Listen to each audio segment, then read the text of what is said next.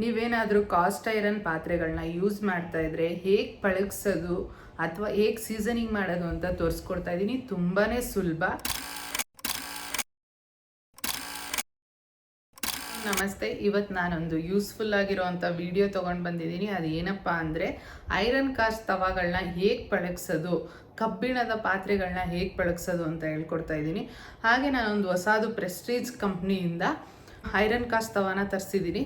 ಅದನ್ನು ಅನ್ಬಾಕ್ಸಿಂಗ್ ಮಾಡ್ತಾ ಹಾಗೆ ಅದರಿಂದ ಏನೇನು ಉಪಯೋಗ ಇದೆ, ಅದನ್ನು ಯೂಸ್ ಮಾಡೋದ್ರಿಂದ ನಮ್ಗೆ ಏನೇನೆಲ್ಲ ಬೆನಿಫಿಟ್ಸ್ ಇದೆ ಅಂತ ಹೇಳ್ತಾ ಹೋಗ್ತೀನಿ. ಸೊ ಅನ್ಬಾಕ್ಸಿಂಗ್ ಮಾಡೋಣ. ಫಸ್ಟು ನಾನು ಪ್ರೆಸ್ಟೀಜ್ ಕಂಪ್ನಿದು ದೋಸೆ ತವಾ ತರಿಸಿದ್ದೀನಿ. ಅನ್ಬಾಕ್ಸಿಂಗ್ ಮಾಡ್ತಾ ಇದ್ದೀನಿ ನೋಡಿ. ತುಂಬಾ ವೆಯ್ಟ್ ಇದೆ. ನೀವೇನಾದರೂ ನಾನ್ ಸ್ಟಿಕ್ ಯೂಸ್ ಮಾಡ್ತಾ ಇದ್ರೆ ಪ್ಯಾನ್ ಅಥವಾ ತವಾನ ಇವಾಗಲೇ ಸ್ಟಾಪ್ ಮಾಡಿಬಿಡಿ. ನಾನ್ ಸ್ಟಿಕ್ ಯೂಸ್ ಮಾಡೋದ್ರಿಂದ ಹೆಲ್ತ್ಗೆ ತುಂಬಾ ಹಾರ್ಮ್ಫುಲ್ ಆಗುತ್ತೆ. ಬೇಕಾದರೆ ನೀವು ಗೂಗಲಲ್ಲಿ ಚೆಕ್ ಮಾಡಿ ನೋಡ್ಬೋದು. ತಕ್ಷಣ ನಿಲ್ಲಿಸ್ಬಿಡಿ. ಗೂಗಲಲ್ಲಿ ಚೆಕ್ ಮಾಡಿ ಕಂಪ್ಲೀಟಾಗಿ ನಿಮ್ಗೆ ಇನ್ಫಾರ್ಮೇಷನ್ ಸಿಗುತ್ತೆ, ಅದರಿಂದ ಎಷ್ಟು ನಮಗೆ ಎಫೆಕ್ಟ್ ಆಗುತ್ತೆ ಹೆಲ್ತ್ಗೆ ಅಂತ. ಸೊ ನಾನು ಪ್ರೆಸ್ಟೀಜ್ ಕಂಪ್ನಿದು ಈ ದೋಸೆ ತವಾ ತರಿಸಿದ್ದೀನಿ. ನೀವು ಕೂಡ ಅಷ್ಟೇ ಯಾವುದಾದ್ರೂ ಬ್ರ್ಯಾಂಡ್ ತೊಗೊಳ್ಳಿ. ನಾನು ಪ್ರೆಸ್ಟೀಜ್ ತೊಗೊಂಡಿದ್ದೀನಿ ಅಷ್ಟೇ. ಈ ಥರ ಸ್ಟಿಕ್ಕರ್ ತೆಗ್ದಿದ್ದಾಯ್ತು. ಇವಾಗ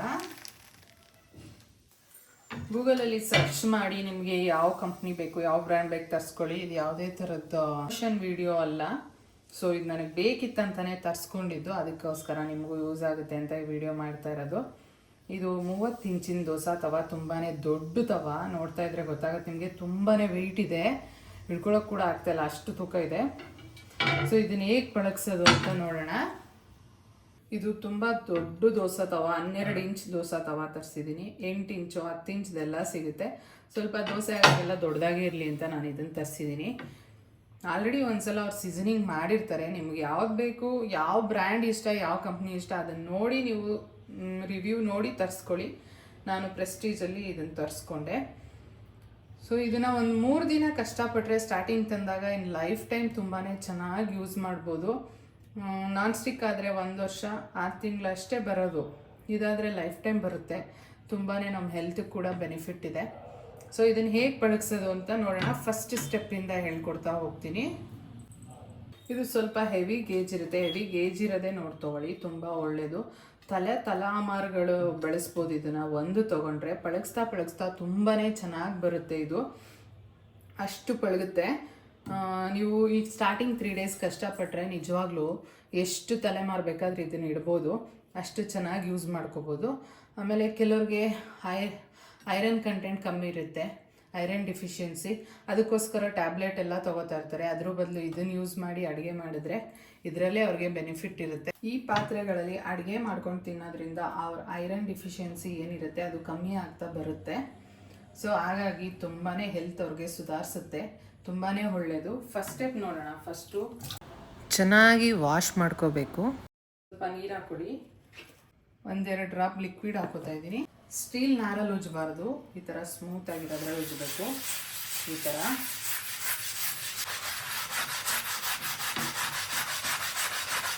ಚೆನ್ನಾಗಿ ಉಜ್ಜಿ ತೊಳ್ಕೊಬೇಕು ಫಸ್ಟ್ ಟೈಮ್ ತೊಳಿಬೇಕಾದ್ರೆ.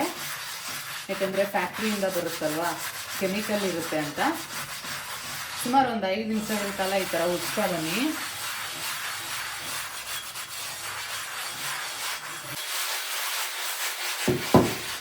ಹಿಂದೆನೂ ಉಜ್ಕೊಳ್ಳಿ. ಈ ಥರ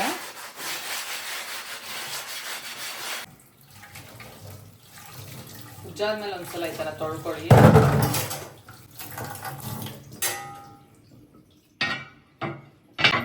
ಒಂದ್ಸಲ ಈ ಥರ ಚೆನ್ನಾಗಿ ಉಜ್ಜಿ ತೊಳೆದಾಯಿತು. ಆದರೆ ಇನ್ನೊಂದ್ಸಲ ತೊಳ್ಕೊಬೇಕು, ಯಾಕಂದರೆ ಇನ್ನೂ ಗಲೀಜು ಇರುತ್ತೆ.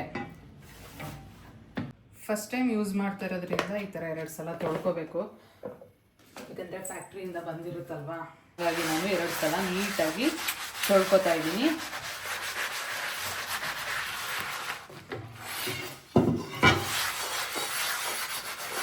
ಚೆನ್ನಾಗಿ ಉಜ್ಜಬೇಕು, ಸ್ಮೂತಾಗಿ, ರಫ್ ಆಗಲ್ಲ.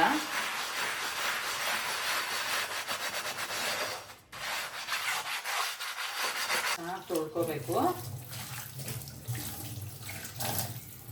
2 ಸಲ ಈ ಥರ ಚೆನ್ನಾಗಿ ತೊಳ್ಕೊಂಡಿದ್ದೀನಿ. ನೀವು 3 ಸಲ ಬೇಕಾದ್ರೆ ತೊಳ್ಕೊಳ್ಳಿ. ನಿಮಗೆ ಕ್ಲೀನ್ ಆಯಿತು ಅನ್ನೋವರೆಗೂ ಚೆನ್ನಾಗಿ ತೊಳ್ಕೊಬೇಕು. ಇವಾಗ ನಾನು ಇದನ್ನು ಒಂದು ಬಟ್ಟೆ ತೊಗೊಂಡು ಒರೆಸ್ಕೊತಾ ಇದ್ದೀನಿ. ಯಾವುದೇ ಐರನ್ ಕಾಸ್ಟ್ ಆಗಲಿ ಕಬ್ಬಿಣದ ಪಾತ್ರೆಗಳಾಗಲಿ ನೀವು ತೊಳೆದ ತಕ್ಷಣ ಈ ಥರ ಒರೆಸ್ಕೋಬೇಕು, ಇಲ್ಲ ಸ್ವಲ್ಪ ರಸ್ಟ್ ಬರೋ ಚಾನ್ಸಸ್ ಇರುತ್ತೆ. ಓಕೆನಾ? ಯಾವಾಗಲೇ ತೊಳಿಲಿ ನೀವು ಒಂದ್ಸಲ ಈ ಥರ ಒರೆಸಿಡ್ಕೋಬೇಕು ಬಟ್ಟೆ. ಇವಾಗ ಸ್ಕ್ರಬ್ ಮಾಡಲಿಕ್ಕೆ 1 ಸ್ಪೂನ್ ಅಷ್ಟು ಉಪ್ಪು ಹಾಕ್ಕೊಂಡಿದ್ದೀನಿ, ಒಂದು ಅರ್ಧ ಸ್ಪೂನ್ ಅಷ್ಟು ಅರಿಶಿಣದ ಪುಡಿ, ಎಣ್ಣೆ ಯೂಸ್ ಮಾಡಿ 1-2 ಡ್ರಾಪ್ ಅಷ್ಟು. ಚೆನ್ನಾಗಿ ಇದನ್ನು ಎಲ್ಲ ಕಡೆ ಸ್ಪ್ರೆಡ್ ಮಾಡಿ.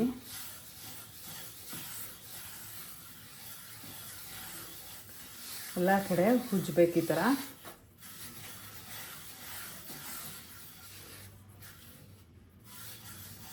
ಕೈಲಾಗಿಲ್ಲ ಅಂದರೆ ನೀವು ಈ ಥರ ಸ್ಕ್ರಬ್ ತೊಗೊಂಡು ಉಜ್ಜಿ.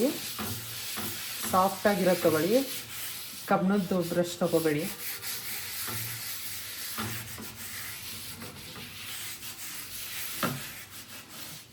ಇದೇ ಕೂಡ ಮಾಡಬೇಕು. ಉಲ್ಟಾ ಮಾಡಿಕೊಂಡು ಈ ಸೈಡು ಮಾಡಿ. 1-2 ಡ್ರಾಪ್ ಲಿಕ್ವಿಡ್ ಹಾಕ್ಕೊಳ್ಳೋಣ. ಇದರಲ್ಲಿ ಚೆನ್ನಾಗಿ ಉಜ್ಜಿ ಮತ್ತೆ ತೊಳಿಬೇಕು. ಮುಂದೆ ಎಲ್ಲ ಈ ಥರ ಚೆನ್ನಾಗಿ ಉಜ್ಜಿ ತೊಳೆಯೋದ್ರಿಂದ ತುಂಬಾ ನೀಟಾಗುತ್ತೆ.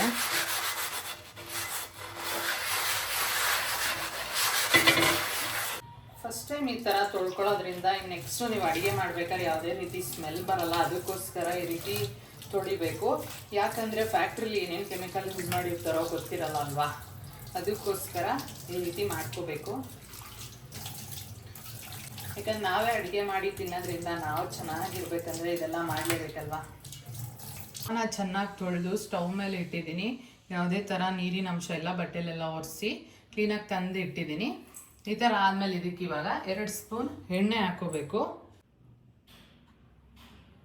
ಇದು ಚೆನ್ನಾಗಿ ಪಳಗಿಸ್ಬೇಕಂದ್ರೆ ಸ್ವಲ್ಪ ಎಣ್ಣೆ ಯಥೇಚ್ಛವಾಗೇ ಬೇಕು. ಇದಕ್ಕೆ ಸ್ವಲ್ಪ ಅರಿಶಿನ ಹಾಕೊಳ್ಳಿ. ಯಾವುದಾದ್ರೂ ಒಂದು ಬಟ್ಟೆ ಸಹಾಯದಿಂದ ಕ್ಲೀನಾಗಿ ಎಲ್ಲ ಕಡೆ ಸ್ಪ್ರೆಡ್ ಮಾಡ್ಕೊಳ್ಳಿ ಇದನ್ನು.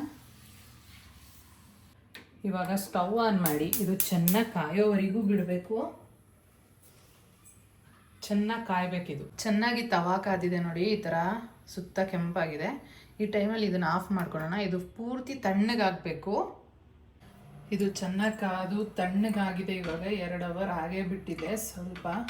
ಇವಾಗ ಇದನ್ನು ಒಂದು ಸಲ ಈ ಥರ ಒರೆಸ್ಕೋಬೇಕು. ಚೆನ್ನಾಗಿ ಒಂದು ಬಟ್ಟೆಯಿಂದ ಒರೆಸ್ಕೊಳ್ಳಿ.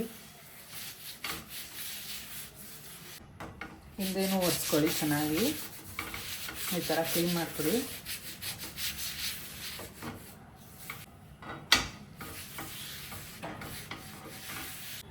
ಇವಾಗ ಇದಕ್ಕೆ ಮತ್ತೆ 2 ಸ್ಪೂನ್ ಎಣ್ಣೆ ಹಾಕೊಳ್ಳೋಣ.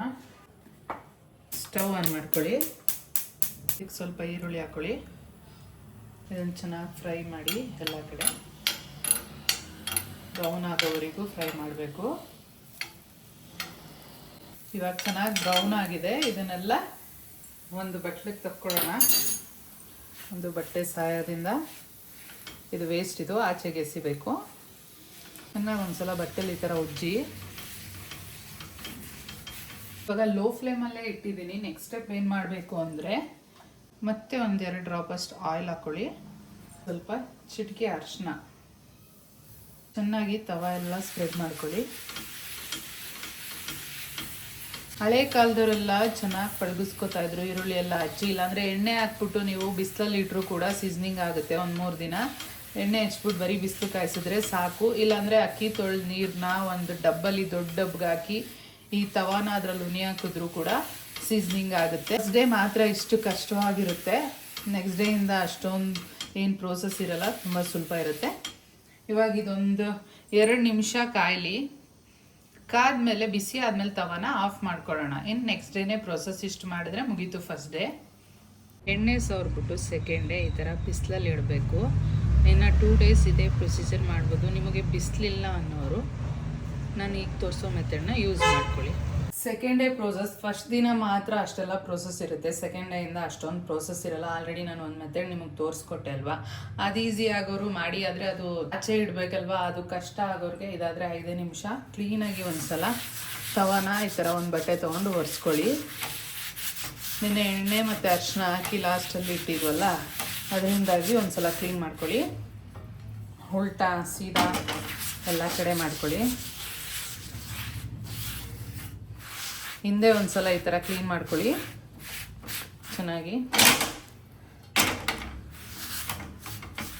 ಈ ಥರ ಕ್ಲೀನ್ ಎಲ್ಲ ಮಾಡಾದ್ಮೇಲೆ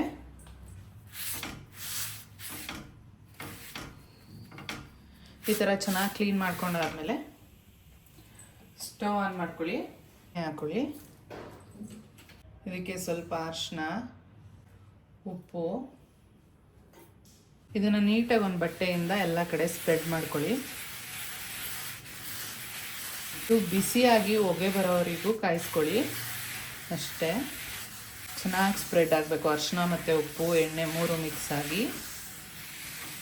ಅವಾಗ ನಿಮಗೆ ನಾನ್ ಸ್ಟಿಕ್ ಥರ ರೆಡಿ ಆಗಿಬಿಡುತ್ತೆ ಈ ಥರ ಪ್ರೋಸೆಸ್ ಮಾಡೋದ್ರಿಂದ. ನೀವು ಚೆನ್ನಾಗಿ ಇದು ಬಿಸಿ ಆಗಕ್ಕೆ ಬಿಡೋಣ. ಈಗ ನೋಡಿ ಈ ಥರ ಕಾದು ಹೊಗೆ ಬಂದರೆ ಸಾಕು, ಆಫ್ ಮಾಡ್ಕೊಳ್ಳಿ. ಸೆಕೆಂಡ್ ಡೇ ಜಾಸ್ತಿ ಏನು ಕಾಯೋದು ಬೇಡ. ಯಾವುದೇ ಥರ ತವನ ವಾಶ್ ಮಾಡಬಾರ್ದು. ಫಸ್ಟ್ ಡೇ ನಾವು ವಾಶ್ ಮಾಡಿದ್ವಲ್ಲ ಅಷ್ಟೇ, ಇನ್ನು ವಾಶ್ ಮಾಡೋಕ್ಕೆ ಹೋಗ್ಬೇಡಿ ಈ ಪ್ರೋಸೆಸ್ ಮಾಡಬೇಕಾದ್ರೆಲ್ಲ.